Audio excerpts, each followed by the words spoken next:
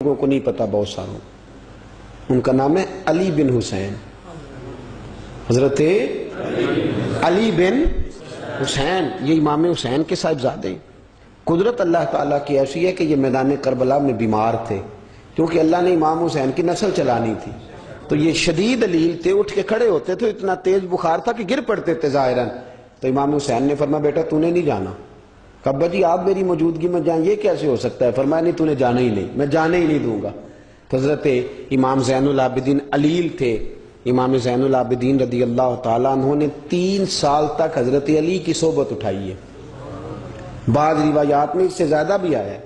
کچھ لوگوں نے لکھا جب آپ میدان کربلا میں گئے تھے تو 30 سال سے عمر زیادہ تھی، 30 سال سے عمر، اور داڑھی مبارک جو تھی نا آپ کی، جو لوگ شروع سے داڑھی نہیں نہ کٹواتے ان کی زیادہ لمبی نہیں ہوتی، جو شروع سے داڑھی رکھ لیتے ہیں نا، کیا پنجابی میں کہتے ہیں سچی داڑھی، اور ان کو خرشت بھی نہیں کرانا پڑتا، میں نے بھی کبھی نہیں کرایا، ضرورت ہی نہیں پڑی، وہ نہیں کرانا پڑتا اس لیے کہ جو داڑھی شروع سے ہوتی ہے نا وہ اتنی زیادہ بڑی بھی نہیں ہوتی اور پھیلتی بھی نہیں۔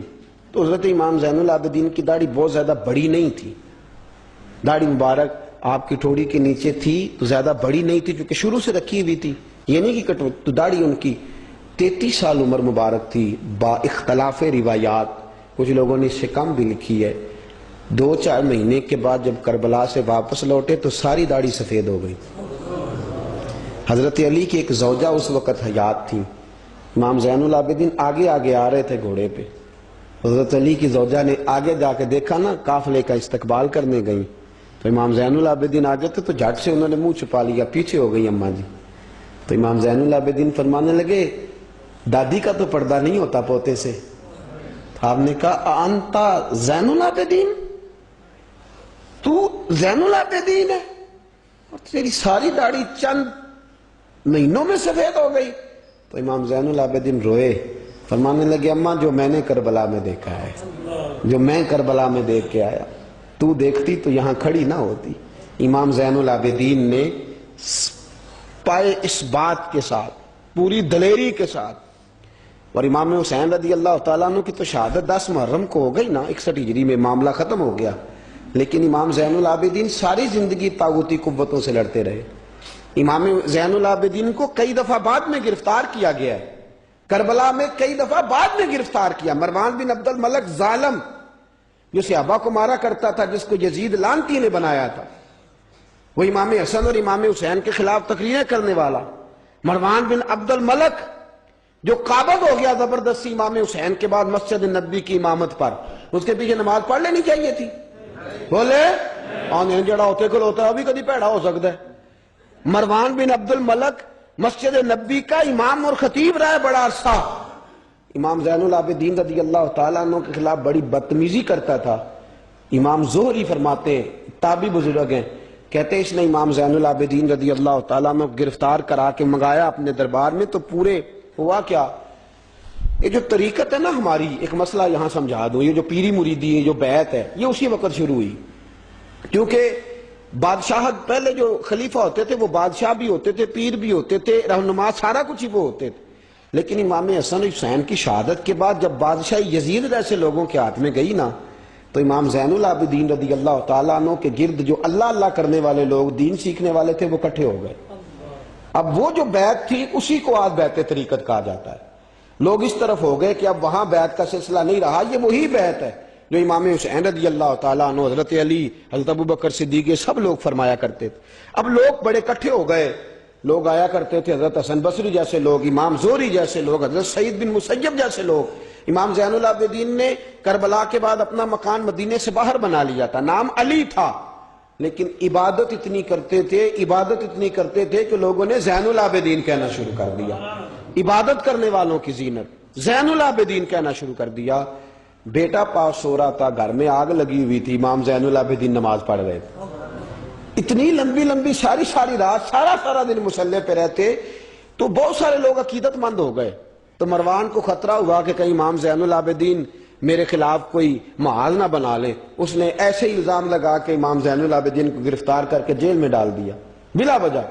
امام زہری کہتے ہیں میں کھانا لے کے گیا تو امام زین العابدین نے نا وہ بیڑیاں پہنی ہوئی ہیں، ہتھ کڑیاں پہنی ہوئی ہیں، پیروں میں بھی ہاتھوں میں بھی، تو کہتے ہیں میں نے کہا حضور آپ کتنی تکلیف میں ہیں؟ یہ لفظ میں نے کہے تو میرے شیخ تھے، استاد تھے، پیر تھے، میں رو پڑا. میں نے کہا حضور آپ کتنی تکلیف میں ہیں؟ تو کہنے لگے زوری میرا امتحان ہے، مجھے امتحان دینے دے، میرا رب میری آزمائش کر رہا ہے تو مجھے کرنے دے، تجھے کیا، تو کیوں روتا ہے؟ تو کہا حضور آپ اتنی تکلیف میں ہیں.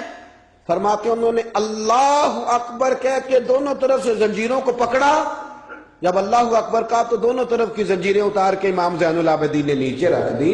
فرمانے لگے میں تو ایک دفعہ اللہ کا نام لوں تو اللہ ساری زنجیریں توڑ دیتا ہے. میں پابند نہیں ہوں، میں پابند نہیں ہوں ان لوگوں کا، میں تو اللہ کی رضا پہ راضی ہوں. امام زین العابدین رضی اللہ تعالیٰ عنہ نے ساری زندگی پرہیزگاری، محبت، پیار، خلوص، وفا اور لوگوں کو دین سکھایا. ساری زندگی اللہ اللہ کا درس دیا. پوری دنیا سے لوگ امام زین العابدین کے پاس آتے. کیا لفظ ادا کر رہا ہوں؟ میں نے پورا مدینہ نہیں کہا، میں نے کہا پوری حکومت نہیں تھی آپ کے پاس. حکومت میں مروان بن عبد الملک تھا، کیونکہ 4 سال 4.5 تک یزید رہا ہے. امام حسین کی شہادت کے بعد صحابہ سارے، اہل بیت نبوت سارے، جتنے بھی حضرات ہوتے تھے پوری دنیا سے جو اہل عقیدت تھے وہ امام زین العابدین کے آستانے پہ حاضری دیتے تھے. سعودیوں نے سارے نشان مٹا دیے ہیں لیکن امام زین العابدین کا گھر ابھی بھی موجود ہے. میں نے الحمدللہ 2 دفعہ اس کی زیارت کی ہے اور مجھے وہاں لوگوں نے بتایا کہ مشینیں لے کے جاتے ہیں لیکن وہاں پہ مشین چلتی ہی نہیں. ساری زندگی اس مکان کے اندر امام زین العابدین عصر کے وقت مسجد نبوی میں آیا کرتے تھے، عشاء کی نماز پڑھ کے چلے جایا کرتے. ساری زندگی امام زین العابدین نے نماز میں، عبادت میں، ذکر میں، فکر میں. شمر جو تھا نا، ایک اس کے بارے میں روایت ہے، ایک عمر بن سعد کے بارے میں. جب مختار کے فوجی لگے نا پیچھے کہ ہم نے مارنا ہے امام حسین کے قاتلین کو، تو اس کے شمر کے پیچھے بھی لگے تو یہ مدینے آ کے چھپ گیا تھا. اس کے پیچھے لگے تو یہ بھاگا، امام حسین پہ پانی بند کرنے والا.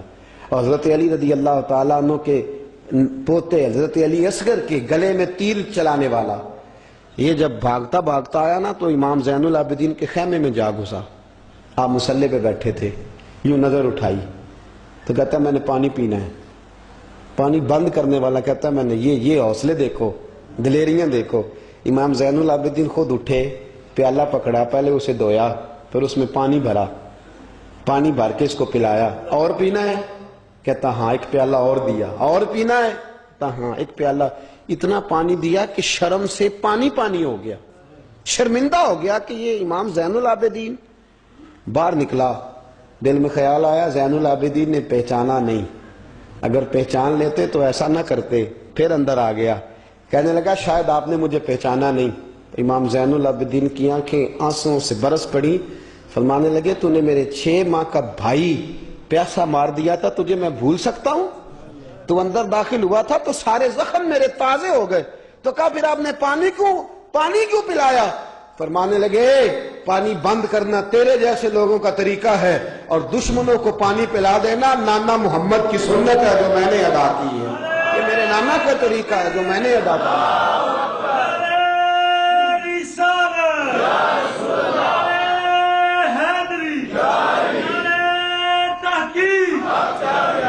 یہ گراؤنڈ امام حسین نے بنایا ہے. دیکھیے کچھ جدوجہد ایسی ہوتی ہے جو مسلح ہوتی ہے. یہ اہل طریقت، اہل تصوف، امام زین العابدین نے جو لوگ تیار کیے، اگر میں ان کے نام بتاؤں تو آپ حیران ہو جائیں. حضرت حسن بصری کو تیار فرمایا. حضرت حسن بصری جیسے لوگ، امام حسن بصری جو ولایت کے بادشاہ ہوئے، امام زین العابدین کے شاگرد ہیں. حضرت امام زین العابدین کے، حضرت سعید بن مسیب جیسے خیر التابعین امام زین العابدین کے شاگرد. حضرت حرم بن حیان جیسے جلیل القدر لوگ جنہوں نے بعد میں رسول اللہ کی سینکڑوں حدیثوں کو روایت کیا، امام زین العابدین کے شاگرد ہیں. رکے نہیں، میدان کربلا میں ہمت ٹوٹ گئی، اب معاملات آگے نکل گئے تو میں چپ کر کے بیٹھ جاؤں. انہوں نے مسلح پہ بیٹھ کے نبی پاک کا دین پڑھانا شروع کر دیا. انہوں نے پھر حجرے میں بیٹھ کے لوگوں کو اللہ اللہ، اور اس اللہ اللہ کا نفع یہ ہوا، اس اللہ اللہ کا فائدہ یہ ہوا کہ ایسے مجاہد تیار ہوئے، ایسے دلیر تیار ہوئے کہ کچھ سال گزرے تو حضرت عمر بن عبدالعزیز جیسے نیک آدمی کی حکومت قائم ہو گئی. امت کو یہ نفع ملا. نیک لوگ آپ دیکھیں نا، اگر سارا زمانہ برائی سے بھرا ہوا ہے تو کیا اس کو چھوڑ دیا جائے گا؟ ٹھیک ہے کریں سارے. آپ 5 آدمی صحیح کر دیں، آپ 3 آدمی ٹھیک کر دیں، اپنا کردار تو ادا کریں، اپنا آپ اس کے اندر کردار، تو امام زین العابدین رضی اللہ تعالیٰ نے اپنا کردار ادا فرمایا. اور پھر سب سے بڑی بات یہ تھی غریب پروری. جب یزید مر گیا اور دیگر حکومتیں آنے لگی تو امام زین العابدین کے پاس لوگ بہت سارے نذرانے لے کے آتے تھے. یزید کے زمانے میں بھی آتے تھے لوگ، بڑے نذرانے، خدمت کرتے، بڑا کچھ کرتے، گھروں کے اندر بڑا سامان آپ کے پاس پڑا ہوتا. آپ کے صاحبزادے امام باقر، آپ فرماتے رات ہوتی تو میرے ابا جی اپنے کندھے پر بوریاں رکھ لیتے، اپنے کندھے پر، شہزادے خود اپنے کندھے پر، اور غریبوں کے گھروں تک پہنچا کے آتے، خود بوریاں اپنے کندھے پہ رکھ لیتے. فرماتے ہیں میں کہتا ابا جی میں چھوڑ آتا ہوں، مجھے بتائیں. فرمانے لگے اگر تو چھوڑنے جائے گا تو تجھے اس غریب کا نام بھی بتانا پڑے گا، تو میں کسی کو رسوا نہیں کر سکتا، میں رسوا نہیں کروں گا، میں خود دے کر کے آتا ہوں. امام زین العابدین رضی اللہ تعالیٰ عنہ نے عمر بھر یہ غریب پروری کا مظاہرہ فرمایا، اپنے بچوں کی تربیت فرمائی. امام زین العابدین رضی اللہ تعالیٰ عنہ مسلح پہ بیٹھے اتنے پاورفل ہو گئے کہ حکومتیں ان سے ڈرنے لگی. مسلح پہ بیٹھے بیٹھے اتنے پاورفل ہوئے، اتنے عظیم ہوئے کہ حکومتیں لرزنے لگی. ایک وقت ایسا آیا کہ مروان جیسا تگڑا حکمران، ظالم جو آدمی ہوتا ہے نا، بدماش آدمی سمجھتا ہے لوگ مجھ سے ڈرتے ہیں، حالانکہ لوگوں کی شرافت ہوتی ہے، لوگوں کی یہ ایک آدمی، نبی پاک صلی اللہ علیہ وسلم نے فرمایا بتاؤ جھگڑے میں کون جیتا کرتا ہے؟ تو صحابہ کہنے لگے حضور آپ بتا دیں. فرمایا جو زیادہ منہ زور ہوتا ہے وہ جھگڑے میں جیت جاتا ہے. جھگڑے میں شرفا نہیں جیتا کرتے، جو منہ زور لوگ ہوتے ہیں نا، وہ بڑا منہ زور تھا، بڑا بدتمیز تھا، اگر اس کو کوئی سیابی بھی نظر آ جاتا تو اس کو بھی ایڑی لگانے سے باز نہیں آتا تھا، بڑا نالائق تھا، ڈنڈا سوٹا بڑا چلاتا تھا، بڑا سخت گیر آدمی تھا. لیکن اس نے ایک غریب آدمی پہ ظلم کیا، اس کا مال دبا لیا. تو امام زین العابدین تھے نا، حضرت علی کے پوتے، اگرچہ بیٹھے تھے اندر حجرے میں بیٹھے تھے، آپ بظاہر تصوف طریقت کی خدمات سر انجام دے رہے تھے، لیکن اس شخص نے آ کے رویا، کہنے لگا حضور میرا اس نے مال دبا لیا ہے. تو امام زین العابدین نے چھڑی ہاتھ میں لی اور چھڑی ٹیکتے ہوئے مروان کے دربار میں پہنچے. کہنے لگے اس غریب کا مال تو نے لیا ہے؟ تو نے لیا اس کا مال؟ کہنے لگا میں گورنر ہوں.